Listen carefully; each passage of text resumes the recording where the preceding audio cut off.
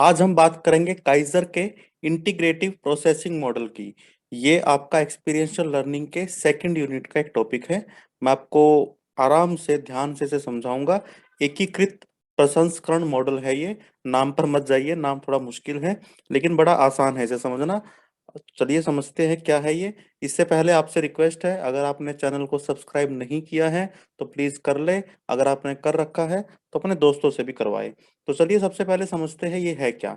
देखिए, ये experiential learning का एक मॉडल है जो स्टेप बाय स्टेप एक मेथड है लर्निंग का, जिसमें हम क्या करते हैं, स्टूडेंट के एक्सपीरियंस को ही उसकी लर्निंग का आधार बनाते हैं और बड़े ध्यान से और सिस्टमेटिकली हम उसको सिखाते हैं। मतलब एक व्यवस्थित रूप से हम उसके अनुभव का प्रयोग करते हैं उसकी लर्निंग के लिए।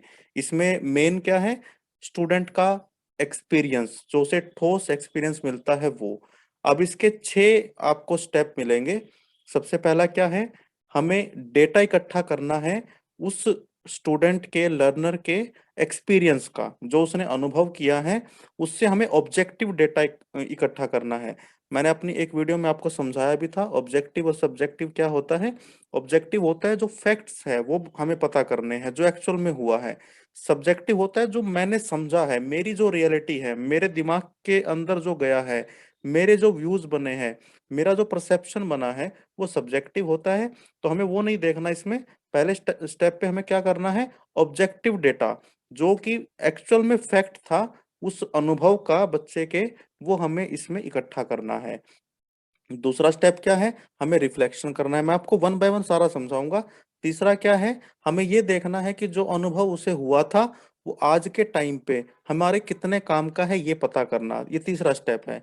चौथा स्टेप क्या है, हमें ये देखना कि जो भी अब तक अनुभव बच्चे ने लिया है, जो भी स्टेप वो करके आया है, जो भी उसकी लर्निंग हुई है अब तक, उसके अंदर क्या कोई विसंगति है, क्या कुछ ऐसा है जो बच्चा कुछ और समझता है लेकिन स्टडी कंटेंट कुछ और कह रहा है, यानी कुछ एक वेरिएशन तो नहीं है उसकी लर्निंग में।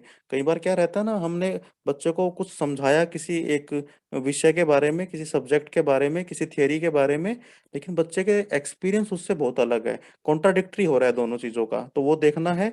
पांचवे में हमें क्या करना है, स्पष्ट करना है अब जो भी बच्चे ने सीखा है। मतलब 4 स्टेप में हमें बिल्कुल फिल्टर कर दिया और उसके बाद इसको स्पष्टता के साथ बच्चे को बताना है कि इसकी लर्निंग ये है। इतना उसे बताना है कि वो किसी दूसरे को बता पाए कि मैंने क्या सीखा है। जो पजल उसके दिमाग में था वो सारा बिल्कुल क्लियर कर देना है। लास्ट स्टेप क्या है, फिर एक प्लान हमें बनाना है, एक्शन प्लान, कि कैसे वो बच्चा उस लर्निंग को अपने फ्यूचर में यूज करेगा। और दोबारा फिर पहला स्टेप आ जाएगा, उसके बाद नई लर्निंग, फिर सारा वैसे ही चलेगा। तो चलिए वन बाय वन समझते हैं। पहला स्टेप क्या है, हमें गैदर करना है, इकट्ठा करना है डेटा उसके एक्सपीरियंस से। तो इसमें हमें क्या करना है, सबसे पहले तो हमारा काम ही ये है कि हम बच्चे के एक्सपीरियंस के बारे में जानें कि उसने क्या एक्सपीरियंस किया, क्योंकि एक्सपीरियंशियल लर्निंग की बात हो रही है। तो अनुभव तो उसमें मस्ट है, अनुभव तो उसको हुआ होगा। वहीं से हमें छोटी छोटी चीजें इकट्ठी करनी है। उसके बाद हमें क्या करना है, जो भी बच्चे ने एक्सपीरियंस किया वो 2 तरह से किया होगा। या तो वो उसके अंदर पार्टिसिपेंट था, यानी वो उसके अंदर खुद एक प्रतिभागी था, या वो ऑब्जर्वर था। हमें 2 तरह से अनुभव होते हैं, या तो मैंने कोई काम खुद किया है या मैंने किसी दूसरे को करते हुए देखा है। एग्जाम्पल देता हूँ आपको, बड़ा सामान्य सा। मान लीजिए आप किसी रास्ते से आए और आप अपने किसी दोस्त को बोलते हो कि यार उस रास्ते पर जरा ध्यान से आना, उस पर कुछ ब्रेकर है जिस पर आपको चोट लग सकती है।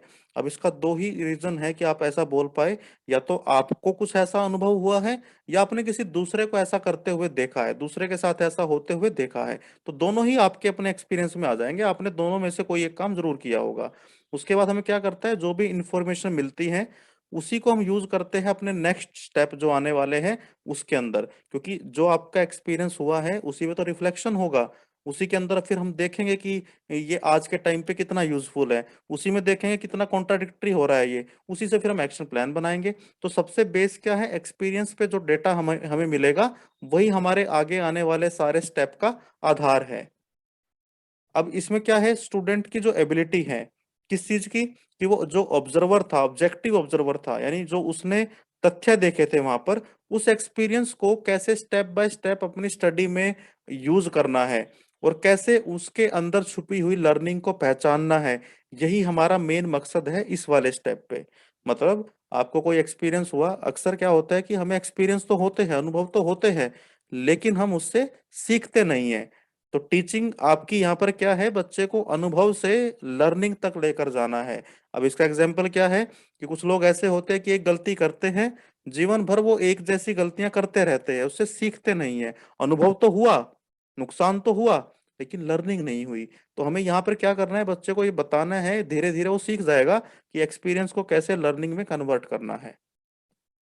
अब हमें क्या किया, एक सबसे पहले तो हमें डेटा इकट्ठा किया, उससे किसी स्पेसिफिक एक्सपीरियंस से, फिर उससे कुछ सवाल पूछे उसके बिहाफ पर। सबसे पहले पूछा कि इस एक्सपीरियंस में ऐसा क्या अलग था जो आप इस एक्सपीरियंस के बारे में हमें बताना चाहेंगे। एग्जाम्पल के तौर पे मैंने आपको ब्रेकर का एक्सपीरियंस एक एग्जाम्पल दिया कि इसमें अलग क्या था कि मैंने ये देखा कि वहां पर रास्ते पे अगर स्पीड ज्यादा होगी तो चोट लगने का डर है।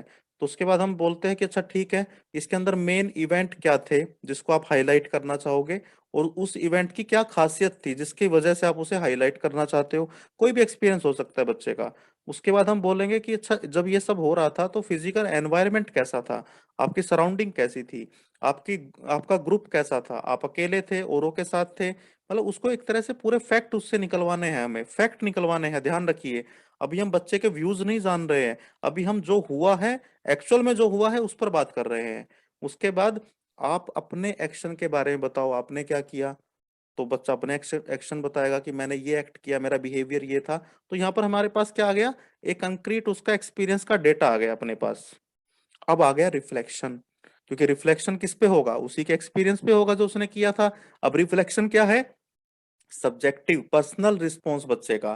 पहले वाले में हमें डेटा इकट्ठा किया, हमें हमने दूसरे वाले में हम उसका पर्सनल रिस्पॉन्स जानना चाह रहे हैं। तो अब यहाँ पर हम क्या पूछेंगे, हम बच्चे से पूछेंगे कि आपकी ये जो सिचुएशन है, देखो मैंने तो एक एग्जांपल लिया था ब्रेकर वाला, अपनी एक डेली लाइफ से उठाया था। हम यहाँ पर कोई और एग्जांपल लेंगे तो बच्चे के ग्रेड के साथ जोड़ेंगे कि अच्छा, अगर आपकी यही सिचुएशन रही तो इससे आपके ग्रेड पर क्या प्रभाव पड़ेगा। अब यहाँ पर बच्चा अपने ओपिनियन बताएगा, अपने एक्सपीरियंस को अपने शब्दों में बयान करेगा, पर्सनल रिस्पॉन्स देगा, यहाँ पर रिफ्लेक्शन करेगा।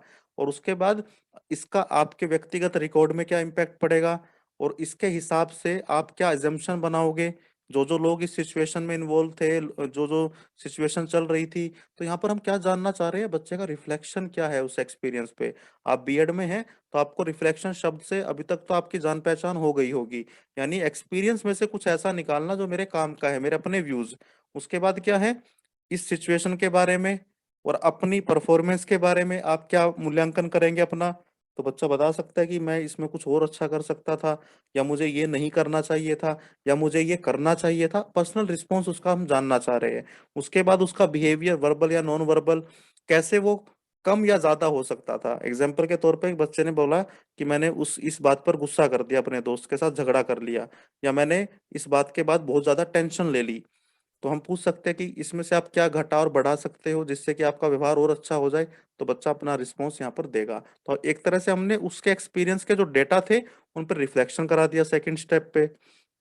अब तीसरा आ गया, यहाँ पर हमें ये जांचना है कि जो नॉलेज अब निकल कर आया, बच्चे ने जो 2 स्टेप में कर लिया है, तो इसका आज के संदर्भ में, आज के टाइम पे कितना प्रासंगिक है, कितना काम का है ये। तो जो भी रिकॉर्ड अपने पास आया है स्टेप 1 का, वो तब तक मीनिंगलेस है जब तक हम उस फैक्ट को रिफ्लेक्शन के बाद यहाँ पर नहीं लेके आते, यानी उस नॉलेज को आज के साथ नहीं जोड़ते। जैसे मैंने आपको एग्जांपल दिया ना कि एक कुछ इंसान होते हैं कि गलतियां करते हैं, फिर करते हैं, बोलते हैं कि अब आगे से नहीं करूंगा, फिर करते हैं, फिर बोलते हैं नहीं करूंगा, फिर करते हैं। वो तीसरा स्टेप मिसिंग है, यानी वो उस नॉलेज, पहले तो वो सेकंड स्टेप पे नहीं आ पाते कि उनका अब क्या नुकसान हुआ, क्या फायदा हुआ।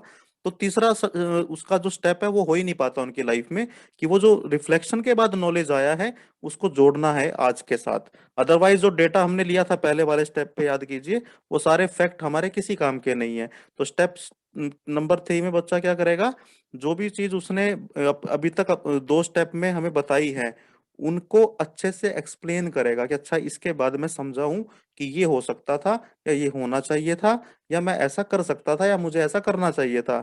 एग्जाम्पल दे रखा है यहाँ पे प्री स्कूल का। जैसे बहुत सारी चीजें आप जब प्री स्कूल में पढ़ते थे, हम छोटे उसमें बचपन में, तो छोटा बच्चा समझता है यार ये किस काम की है, ये तो किसी काम की नहीं है। लेकिन जैसे जैसे हम बड़े होते रहते हैं तो हमें समझ में आता है कि अच्छा, वो वाला मेरा एक्सपीरियंस अब काम आया मेरे। ऐसे बहुत सारे एक्सपीरियंस अपने होते हैं। जैसे एग्जाम्पल के तौर पे अभी आपको कुछ पढ़ाया जा रहा है बीएड में, आपको लग रहा है यार ये मेरे किस काम का है, ये कहाँ काम आएगा, इसका टीचिंग से क्या लेना देना है। लेकिन जब आप स्कूल में एक्चुअल में जाओगे तब समझ में आएगा कि अच्छा यार ये यहाँ पर काम आया, ये नॉलेज यहाँ काम आया। तो वैसे ही यहाँ पर हमें तीसरे स्टेप पे ये पहचान हो जाएगी कि मेरा जो नॉलेज है वो आज के टाइम पर कितना यूजफुल है। अब चौथा स्टेप आ गया, ये बड़ा जरूरी है कि जो भी अभी तक हमने समझा सीखा, अब उसमें बच्चा देखेगा विसंगति क्या है, कहाँ पे कॉन्ट्राडिक्टरी हो रही है चीजें, कहाँ पर मेरे व्यूज और जो एक्चुअल फैक्ट या थ्योरीज है वो अलग अलग दिशा में जा रहे हैं। तो यहाँ पे हम क्या करेंगे, उसके एक्सपीरियंस की जांच करेंगे, उसके पर्सनल रिएक्शन को देखेंगे, और फिर उसके बाद जो स्टूडेंट है वो देखेगा, एक्सप्लोर करेगा कि कहाँ पर ऐसी चीज है जो अभी भी जो सिचुएशन के अंदर फिट नहीं बैठ रही है। मतलब मैंने तो ये सीखा है लेकिन सिचुएशन कुछ और डिमांड कर रही है, मेरे को तो ये सिखाया गया था लेकिन यहाँ पे कुछ और है। ये कई तरह की हो सकती है सारी चीजें, विसंगतियां। एक तो ये कि जो बच्चे को हम पढ़ा रहे थे, कई बार ऐसा रहता है ना कि मान लीजिए मैंने फिलोसफी का कोई स्टेप पढ़ाया बच्चे को, तो बच्चे को लगा कि यार ये तो बड़ी अच्छी बात है, लेकिन जब एक्चुअल में स्कूल में गया तो उसे लगा कि नहीं है तो पॉसिबल ही नहीं है ऐसा बोलना या ऐसी इस तरह की टीचिंग करना। तो वो विसंगति उसके पकड़ में आ गई।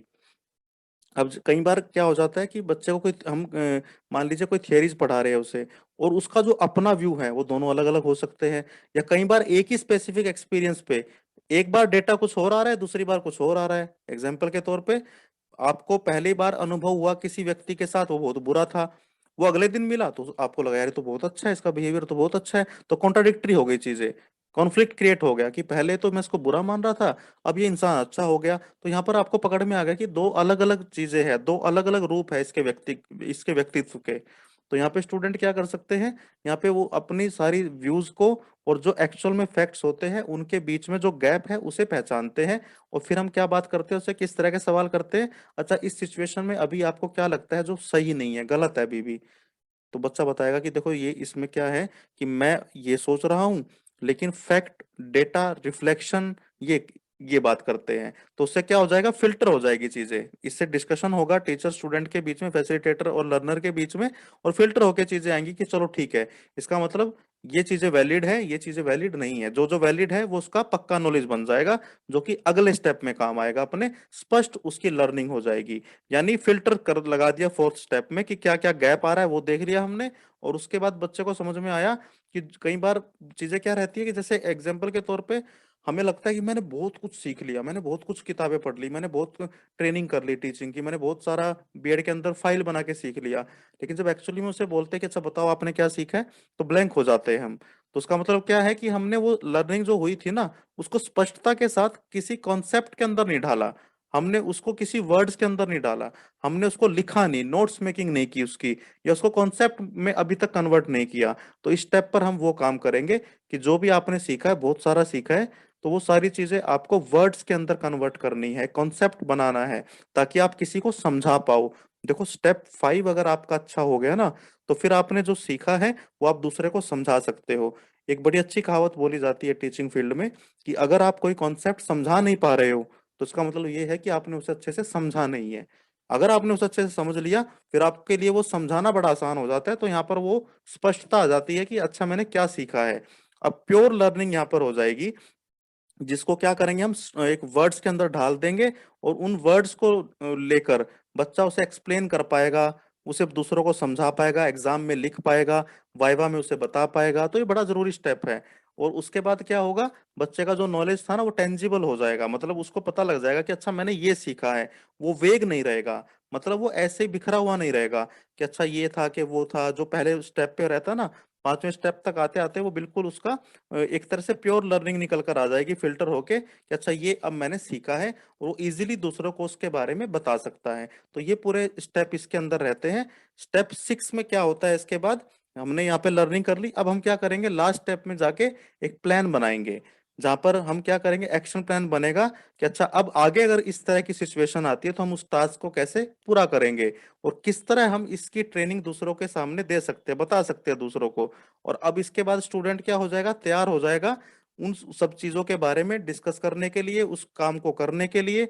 और जब वो प्लान कंप्लीट हो जाएगा 6 स्टेप, दोबारा हम पहले स्टेप पर आ जाएंगे। तो ये पूरा साइकिल ऐसे ही चलता रहेगा। तो काइजर का बहुत अच्छा ये मॉडल है, और अगर हम इसको प्रैक्टिकली अप्लाई करते हैं तो काफी अच्छी एक्सपीरियंशियल लर्निंग हम इससे ले सकते हैं। तो अगर आपका कोई सवाल है तो आप मुझे कमेंट सेक्शन में जरूर बता सकते हैं। हमारे चैनल को सब्सक्राइब जरूर करें। सीटेट की वीडियो भी जल्दी ही आपको इस चैनल पर मिलनी शुरू हो जाएगी। Thank you very much.